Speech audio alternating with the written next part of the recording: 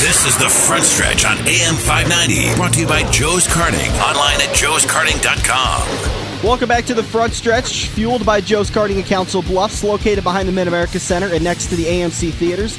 It's also just down the street from the Horseshoe Casino on 23rd Avenue in Council Bluffs. Get over there, get some great racing in with Bud, and find out what it's like to be a real go-kart racer. Well, I wouldn't say a real go-kart racer, but find out what it's like to go real fast with Bud. That's great. This is Turn 2. It's fully stocked by the Party Pantry, located just off the beaten path of Council Bluffs. The Party Pantry's got some great prices on beer, food, fuel, and so much more, located at 35th and 5th Avenue. They're just off the beaten path, and it's time to find yourself a gas station that's not going to break the bank. We want to say thanks to them for being such great sponsors, and I know we've had some, they've had a bit of a tragedy, and Bud, you want to talk? Yeah, Party Pantry, you know, they're some of the nicest guys and some of the nicest folks that work down there, and when you always go in there, you are treated like family. You know, they're always saying, hey, Bud, hey, Dan. You know, Andrew, if you're in there, they're going to call you by Andrew. One of the owners, Bob, passed away here. He was a great guy, and they're great sponsors on my car. I couldn't be racing without the help of Bob and Mike. And on behalf of the Front Stretch and the racing community, I mean, we never like to hear of anything bad happening to our sponsor, so we want to send out some love to them. And you know, if anybody stops in there this week, just make sure to kind of give them a warm welcome from the Front Stretch and say, you know, you guys are going through a tough time, and our thoughts and prayers are with you guys. Absolutely. Well, on to Turn 2. We previewed a little bit earlier that we're going to break down the Daytona 500, and I saw a lot of stuff on Facebook, saw a lot of negative comments about it. Listen, you can't handle this kind of stuff. You can't help it. This was an unfortunate circumstance. Mother Nature just set in and said, you guys aren't racing on Sunday. I was going to say, which part of the Daytona 500 were you talking about there, Dan? Because I've seen fire and I've seen rain. It was a bit of a, we saw both sides of the spectrum as far as delays, but Sunday, the flag was supposed to wave at 12 o'clock. About 10:30, it just started pouring. And that is a huge track, and you knew right from the beginning that we were in for a long rain delay because after a good rain, it takes about 2.5 hours to dry those tracks off with the jet dryers. So they did their best, and eventually it was just a downpour. You couldn't keep ahead of it. Fans were sitting there being the great fans they are and staying through the rain, staying through the downpours, and they stuck around, and the NASCAR announced, we're going to call it for the night, and we're going to actually do a Monday race. But then, Monday morning, the rain continues. Mother Nature starts cooperating with me a little bit because I was thinking, how awesome would it be if Daytona was a night race? And we could talk a little bit about this a little bit later. How awesome would it be if the season opener was a night race? But Mother Nature kind of pushed the start time back a little bit more, and we get started Monday night at 7 o'clock. Then lap 2 happens, and this was something that Elliott Sadler has just gotten a ton of grief about. We are not even lap 2. We're working on lap 2. We're about 600 yards from the start-finish line. They've just completed lap 1.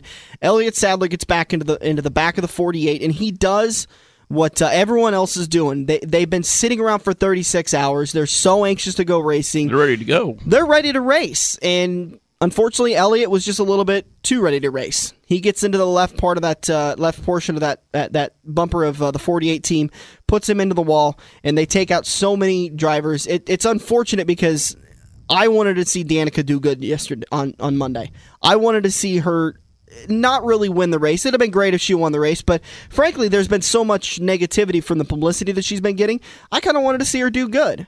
And unfortunately, she got taken out. Jimmy Johnson got taken out. He was done for the night. Kurt Busch was taken out in that race. There was a lot of potential drivers that were taken out in that wreck.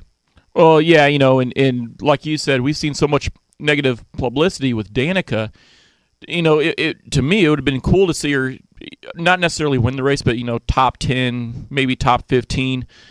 It would have really quieted some of the naysayers out there that said she didn't belong in the sport. And so I was really curious, you know, on my behalf, you know, I lost $100 on that race. Lap 2 was expensive for me personally. You know, but the unfortunate thing about her wreck was none of them were her fault. No. She was taken out every time. Now, a more experienced driver may have been able to get through that wreck at the actual 500, but her practice wreck, her nationwide wreck, neither of them were her fault. She was taken out in both of them, and frankly, she was just a victim of a big accident in front of her for the 500. So, it's going to be interesting. Her next race is going to be at Darlington, so it's going to be a few weeks until we're going to see her again. But I'm sorry, her next race for the Cup is going to be at Darlington, but she's going to be running the full series at Nationwide. So, it's going to be a while till the people who only follow the Cup are going to see her again. But it's unfortunate that she got into that accident because we wanted to see her run for a while, just like we would have loved to see Kurt Busch and Jimmy Johnson run for a while, but they got taken out on the second lap. I think what was really neat about Danica is how NASCAR, those in-car cameras, what was really neat about her was when she hit the wall, you saw her hands come up to her face, and you don't see that a lot. Yeah. And and they were talking, that's a veteran move. Now, she could have, learned that from the IndyCar series, obviously. But when Jimmy Johnson hit the wall, what did he do? He crossed his arms. He crossed his arms. Yeah. And in our dirt track racing, now, Andrew, you don't have too many visits with the wall. I've hit the wall a few times, and I've done the exact same things, but I've seen nothing but this bad pub about Danica. She can't drive. She doesn't know what she's doing. Is she the greatest thing out there? No. But when she pulled a move like that where she brought her hands up to her helmet, she showed that she knows what she's doing out there. I've been a big fan of NASCAR for a long time, and I've watched a lot of Daytona 500s. I've watched a lot of Talladega races, and I've watched a lot of races in my day.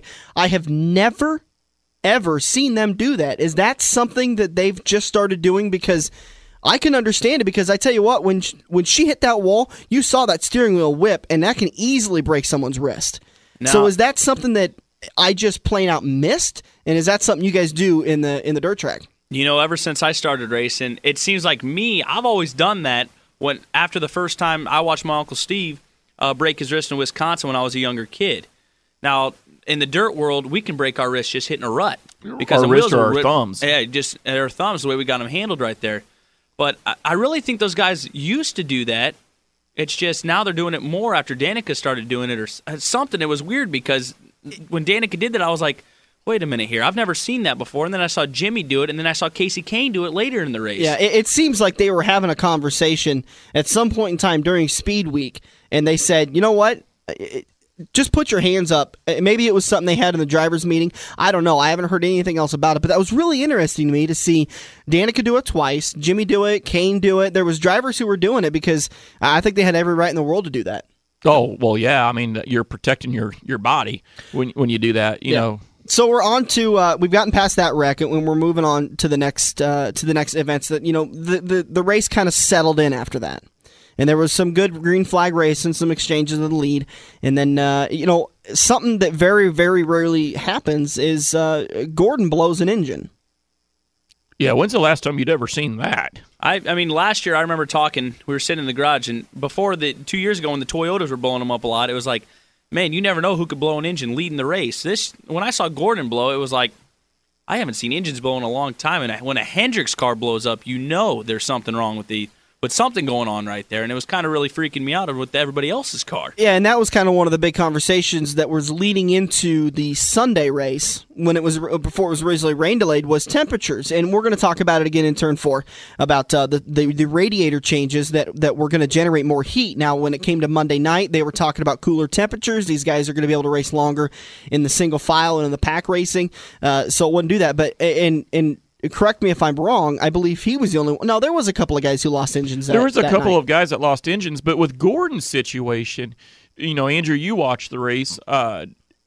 Gordon had came on the bike, and he said none of his gauges showed anything wrong. He was out leading. I mean, he was out leading, but he was in the front of his pack, so he should have been getting some good air to his engine. He wasn't overheating. His water pressure was fine. Everything, all of his gauges are telling you you're fine. But then Darrell Waltrip, if you caught it, he had mentioned, sometimes the moisture will settle in those gauges, and the gauges won't work properly. You'll get the moisture in there, they'll short out or something like that. The only thing Gordon had said was obviously his crank broke. Now, I don't know if you've ever blown a motor, Andrew. I've blown many a motors in my time, and there's been times where even my gauges, everything looks fine, and all of a sudden, poof. There's just no sign. There's no sign. It just goes. Yeah. So Gordon blows the engine, and then a couple laps later, the weirdest thing in NASCAR history happens. I think we can easily say this is one of the strangest things we've ever seen. Juan Pablo Montoya coming out of the pits does his best impression of Buddy Ray, and he hits the wall under caution. He didn't just hit the wall. He hit He hit the what is it, the jet dryer? Yeah, I don't even know what you call it. He nails a jet dryer. And I'm giving Bud some crap here about wrecking under caution, but in all truth, there was nothing that Juan could have done. No, not something like that. And I've heard several theories as to what could have happened. An axle breaks, the transmission breaks. I heard the sway bar broke, and when the sway bar broke, it moved the rear end, U-joint locked up, boom, in the car. It's unfortunate that it happened. I wish people would kind of lay off Juan Pablo. These, whether it's Juan Pablo or Casey Kane or whoever out there, they are professional race car drivers. It's not like they set out there to hit the jet dryer by no means. That would have been absolutely ridiculous. Why would Juan want a wreck? Why would he be? I mean, he wasn't doing anything that you and don't he had do. a fast car. He was down on the apron right where he should have been. He was coming up to speed so that he could get to the back of the field after making his pit. And it's just very apparent that just before he comes out, something breaks because there's some sparks that come out. And I don't care who you are. You're not saving the car at that point in time. He hits the jet dryer. The jet dryer absolutely explodes. It dumps about 200 gallons of jet fuel. It's kerosene jet fuel from what I've been able to read, which is obviously extremely flammable, and a large portion of that track catches on fire. And at that point in time, if I'm an official at Daytona, my head is in my hands, and I'm just thinking, what did we do wrong? Well, they just repaved the track. $2.5 million to repave the track. And when you have a flammable liquid like that on the ground and it's catching on fire, it's eating the asphalt up. Oh, yeah, it's melting it, it's cracking it, it's destroying it. I'm sitting at home, and I'm like, okay, so we were rain delayed. Now we're, I guess, fire delayed. And now we're going to be pave delayed. Yeah. I mean, listen, when that first happened, you could hear a lot of people going, this race is not going to finish. At the temperatures that fire was burning, and as wide as it was, if the safety crew hadn't put that fire out as fast as they did, Dave Blaney would be our Daytona 500 winner. Oh, I ain't going to lie. Dave Blaney's sitting in the car going, oh, just call the race. Just call the race. Listen, Earnhardt was right where they got to fix. Earnhardt's like, oh, no, we can't race on this. Let's just finish where I'm at. I'm in a good position. Let's just finish right here. Well, I thought it was funny. Dave Blaney sat there, and Tommy Baldwin goes, how'd it go? And he goes, oh, it doesn't feel that bad at all. Then once Junior came on and said it's terrible, a couple other guys said there. The next lap, Dave Blaney goes, oh, man, it feels like a sand pit out there right now. He's like, I don't know if we're ready to go yet. And then all of a sudden he goes, well, you got to come in and pit next lap. He goes, they shouldn't be racing. They shouldn't be racing. It's funny, the guys in the front are talking about how bad it is, and the guys in the back are like, oh, no, it's perfectly fine. It's fine. Let's race. Because they don't want the race to finish. So we under 2 hours and 5 minute red flag delay. A little bit of a story starts developing, and we're gonna let's get into this a little bit. Brad Keselowski whips out his Sprint phone and starts tweeting and taking pictures of his view of the fire. Now, NASCAR has since come out and said that Keselowski has not violated any rules that NASCAR has in place for social media, and they have just said that as long as they're under a red flag, you guys can tweet all you want to. Now, I have mixed feelings about that. I have a lot of mixed feelings about that. Juan, everybody's making the Juan the butt of jokes in NASCAR right now. Did Juan do anything wrong? No. Now, to me, as a race car driver, if I'm racing ID Speedway, your dad, Joe, is not going to look favorably on me if I'm carrying around my cell phone in the car while I'm racing, whether it be red flag or whatever. You're out there to race a car, not to be tweeting, texting, taking pictures, making phone calls. And to me, it was really sad to see.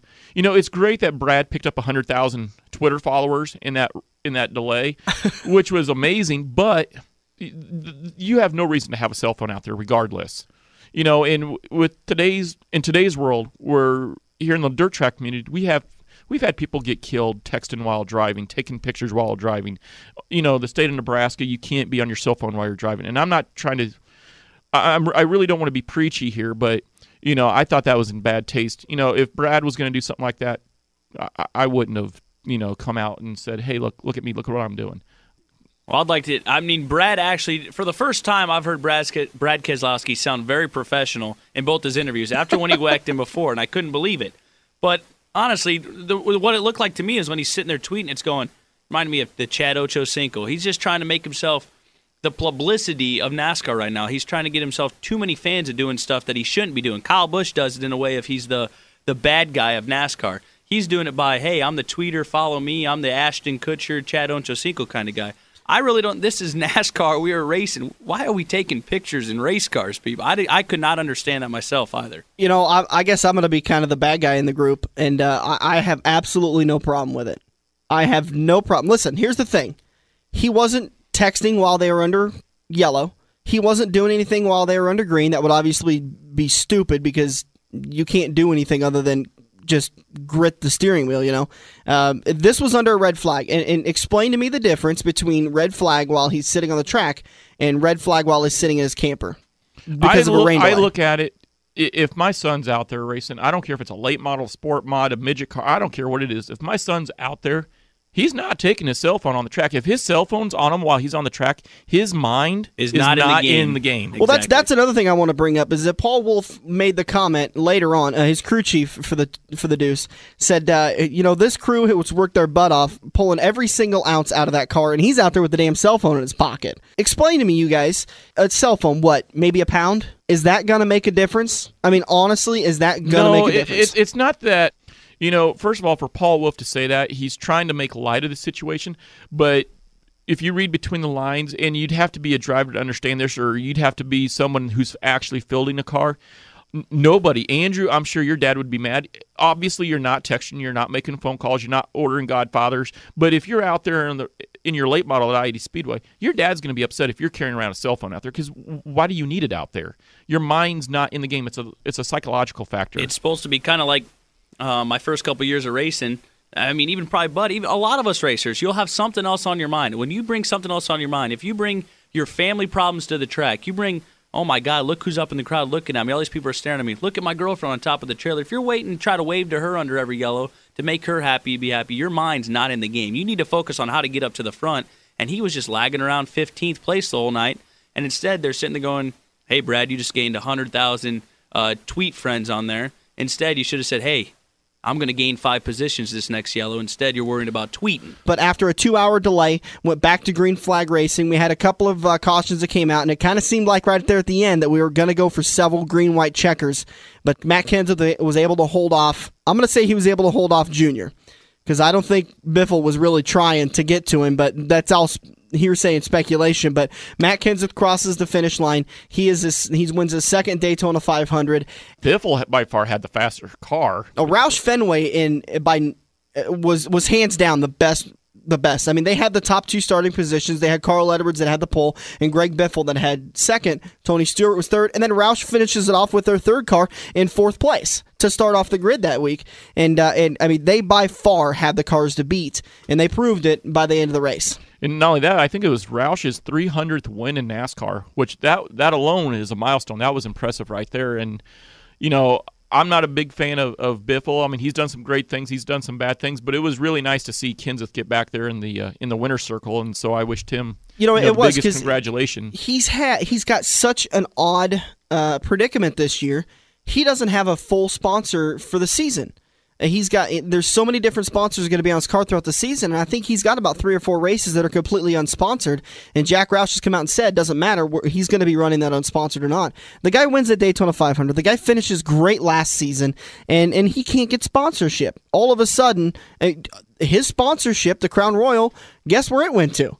Carl Edwards, Mr. Personality, and as much as I respect Matt and I think he's a great driver, I think he's having a couple sponsorship issues because he's not out there with a great personality and kind of mixing it up and working well with the sponsors. And if we could take you out of the driver's seat for just a minute and go into the sponsor seat, you're the operations manager at Joe's Karting. You get approached all the time about sponsorships. You're kind of in the same position that Crown Royal is in, as to where, do I spend the money to be on Matt Kenseth? And I hear, well, we had a good car today. We're really proud of this Roush Fenway Racing, blah, blah, blah. Or do I go with the guy that when he wins, he does flips? Oh, I'm taking the guy that's doing flips, cartwheels, and juggling fireballs, So in this day and age, sponsorship dollars, I'm probably wrong on this, but sponsorship dollars are the most important thing in NASCAR. Without sponsors, you ain't got a car, I'll tell you. Even in the weekly racing, without sponsors, you ain't got a car. A lot of us right now, I mean, us guys, I know Bud's got some good ones. He's a good publicity guy. Bud really is a very good publicity guy. I can't do it as much as Bud can, but Bud will have more sponsors than I will because he can get out there. He can advertise. He does everything to make them sponsors happy. And he's always talking about his sponsors, just like Carl Edwards. Right. Just like in dirt track racing on these cup cars, you have sponsors that pay less to be on a car versus some of these other sponsors. And just because you pay less doesn't make you any less of a sponsor, by no means. In dirt track racing, I've been sponsored by businesses for $50 a year. $50 doesn't buy a tire, but that $50 sponsor is just as important as that $10,000 sponsor. Exactly. That a guy can get. So you have, and one time, a long time ago, I read in Circle Track, like you said, Andrew, the publicity guy.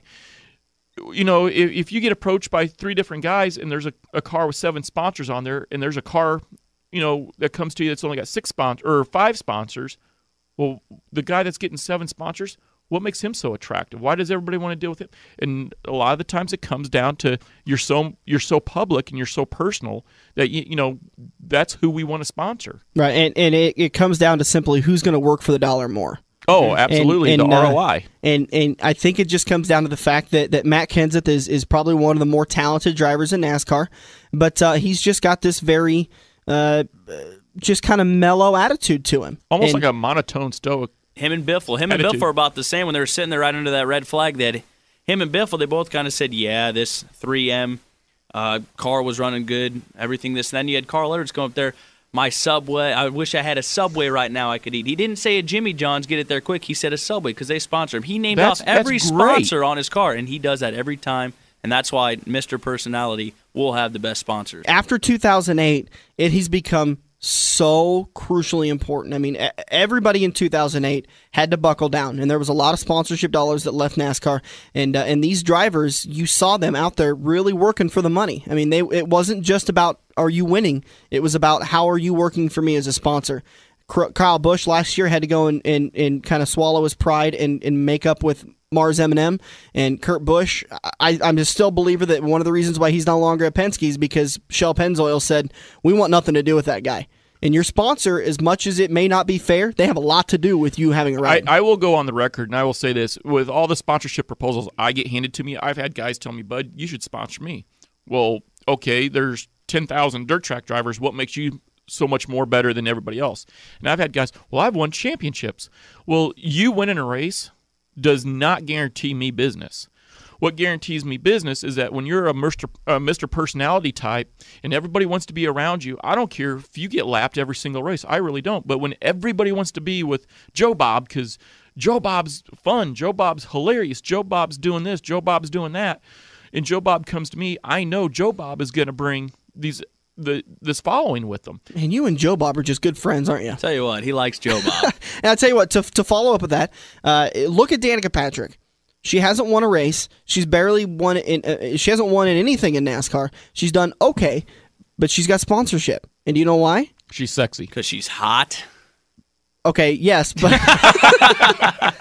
but it's because when she's done racing, the cameras go on her. The same thing with Dale Earnhardt Jr. No matter where he finishes in the field, they'll get interviews from the guy who finishes first, second, third, and then they'll go find Dale. And they'll go get an interview from Dale. And so Mountain Dew gets all over the TV. Amp Energy gets all over the TV. So it's all about how popular your driver is. Now, race is over with. Matt Kenseth may crown the Daytona 500 champion for his second time. He's walking away with the points lead. And we touched on this a little bit earlier in the race, or a little bit earlier in the show. Johnson finishes the race 42nd. He walks away with a grand total of 2 points. And then it comes out on Wednesday that NASCAR has laid down some serious fines for the 4018. Let's back up a little bit. February 17th. This is inspection for the practice for the Bud Shootout, and Johnson's car fails inspection for a C-strut. They call that an A-pillar on most cars. Okay, A-pillars. Okay, on the NASCARs, it's a C-pillar. So I didn't understand exactly what it was, and when somebody says a C-pillar, that means nothing to me. So when I actually saw a video of it, it's just that piece of metal that supports the 2 windows and it supports the roof to the bottom of the car, and it's a crucial piece. And this is the reason why they ended up getting their fines, is because when the aerodynamics come off that car, when the wind comes off, it pushes it out a little bit more and makes the car a little bit more stable. It comes out that they violated several rules, and that while they were doing this pre-practice inspection, it fit the template, okay, but one of the inspectors noticed that it was bowed out just a little bit more than it should have, so they took some more gauges to it, and they deemed that it was not legal. They ripped that thing off of there, they put it in the NASCAR hauler for evidence, and they told the 48 team, you can't use those. So the 48 team did not get to practice on that Friday on the 17th. They had to fly in new parts and reinstall them, and then they were able to practice on Saturday. NASCAR said that week that they would not be suspending Chad Knaus or the 48 team for any violations for the Daytona 500, but that penalties would be served, and they were served on Wednesday. Served hard. Chad Knaus fined $100,000, suspended for 6 races, and he's on NASCAR probation until May 9th. Jimmy Johnson is fined 25 driver points. He will be allowed to drive, and then Jeff Gordon, the driver of the owner of the 48, is going to be is fined 25 owner points. If you guys can do your math right, this means the first time I can remember a driver has walked into a race in negative points. Jimmy Johnson will walk into Phoenix with negative 23 points, and he will be 70 points behind the leader. I think that's crucial for Jimmy Johnson, but in the long range scope, he'll be in the chase. He'll be a contender for the championship. If anything, all they did, it's going to irritate him. It's going to make him mad as a driver. And what I think it's going to do is he's just going to knock out a couple wins. And, he'll be more focused than ever, him and his team. But those are such tight-knit guys on the 48 team that, it's crucial that Knaus is not there, but they gel enough that they'll get the job done.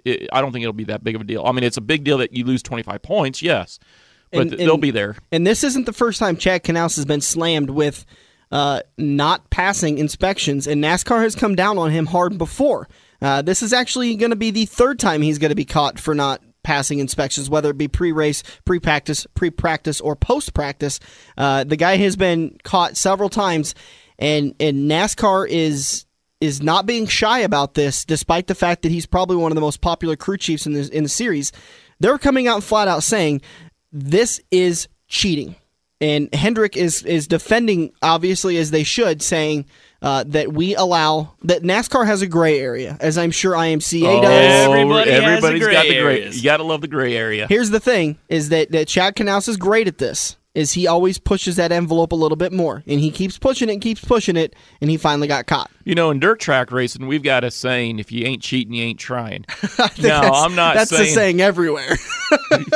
Well, now, and I'm not saying that all dirt trackers are cheaters, because they're not. I've never cheated the rules. It's really neat, though, to see what Chad Knaus is going to pull out of his hat. Props to him.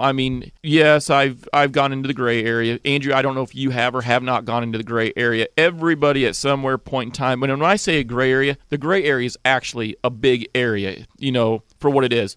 In dirt track racing, I know on the modifieds, we're not allowed to reverse hood rake. The hood's got to be, level. But, hey, are the officials going to notice that the back of the hood's a half-inch lower than the front? No. How are they going to find that? They're going to have to put a level on that. Are they going to carry a level on their little belt loop? No.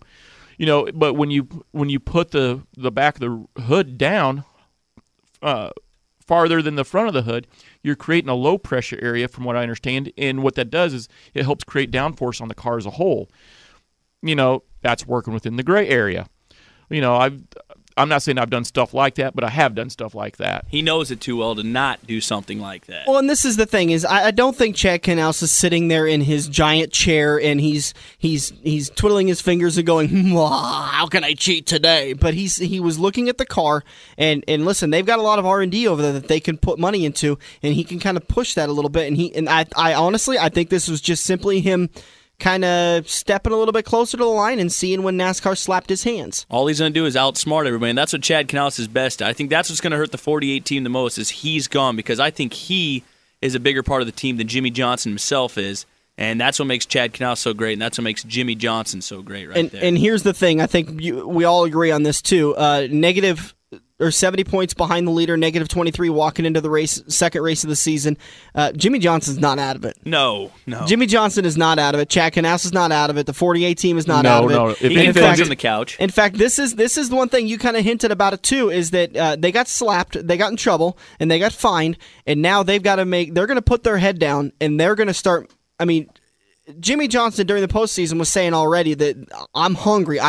He's only gone one season without winning the championship, and he's ready to win again. And now all of a sudden he's being labeled a cheater, and he wants to get to the front, and he wants to win everything he possibly can. So I think Canals will be tweeting from his couch. I was going to say, all that's going to do is make Canals the next 6 weeks and figure something else out. Well, let me ask you this: so if you're Chad Canals and you can be nowhere near the track, take a little bit of a vacation. You head down to Cabo. Ain't no way. Not sit on the beach. He's getting a ticket in the stands, and he's tweeting from the stands. He'll be texting Jimmy. He'll be the mystery spotter. There you go. So Phoenix is next. Hopefully we won't have any problems with delays and fires and massive accidents, and hopefully we can have a great race and see some great racing. That wraps up Turn 2. Brought to you by the Party Pantry at Council Bluffs. Make sure you head down to 35th and 5th Avenue. Pick yourself up some great beer, food, fuel, and so much more. Like I said, located just off the beaten path at 35th and 5th Avenue right there in Council Bluffs. The Party Pantry, it's time to find a gas station that doesn't break the bank. Right back with Turn 3, we're going to get an interview with the race director at Crawford County Speedway right here on the front stretch. It's Omaha's ESPN Radio, AM 590. Summer is just around the corner, and that means your cooling system is going to be put to the test. Getting your car in for a radiator flush and air conditioner coolant recharge will save you a headache when we start seeing triple-digit temperatures. Kevin and the crew at Auto Connection will also service your car, which can increase your MPG and help you save at the gas pump. Located at 20th and P in Lincoln, online at autorepairlincolnne.com. Call 402-477-8200 to schedule an appointment today. Hi, I'm Buddy Ray, driver of the number 25 Party Pantry Modified. When I'm headed to the track or my family needs a fill-up, we all head down to the Party Pantry, locally owned and operated just off the beaten path in Council Bluffs on 35th and 5th Avenue. Party Pantry has some of the area's best prices on food, snacks, beer, and gas, and has a great liquor selection. So stop by and see the whole crew at 35th and 5th Avenue in Council Bluffs, just off the beaten path, where you're treated like family with a name and you're not just a stranger. Are you ready for fast-paced, adrenaline-pumping, wheel-to-wheel racing right here in the Metro? Get to Joe's Karting in Council Bluffs and see what it's like to race real go-karts. Joe's Indoor Karting knows it's no fun to race go-karts at 10 miles an hour, so they ripped the governors out, and now the only restriction is how good you are at racing. It's full-throttle, white-knuckle racing every day of the week. Head over to joeskarting.com for hours, prices, and specials, or give Buddy a call today and set up your group races at 712-256-3075.